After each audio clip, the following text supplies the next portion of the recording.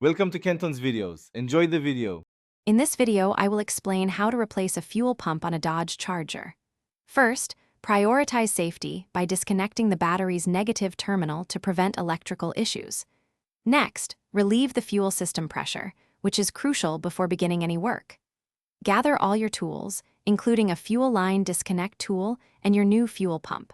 Always ensure your vehicle is on a level surface and securely supported for stability throughout the process. Now, let's access the fuel pump. You will typically find the access panel located either under the rear seat or within the trunk area of your Dodge Charger. Carefully remove any carpeting or trim that might be covering this panel. Once exposed, gently disconnect the electrical connectors and the fuel lines. Remember to use a specialized fuel pump retaining ring tool to safely remove the large retaining ring that holds the pump in place. With the retaining ring removed, gently lift the old fuel pump assembly straight out of the fuel tank.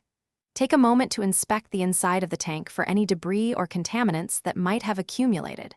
Now, carefully lower your new fuel pump assembly into the tank, ensuring it seats properly and aligns correctly. Reconnect all the fuel lines and electrical connectors, making sure they are secure and properly latched.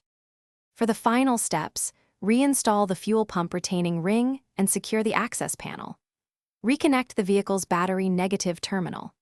Before starting the engine, turn the ignition to the on position several times for a few seconds each to prime the new fuel pump and build pressure. Finally, check thoroughly for any fuel leaks around the pump area and then start the engine to confirm proper operation and a successful replacement. Thanks for watching. Consider subscribing if we helped you.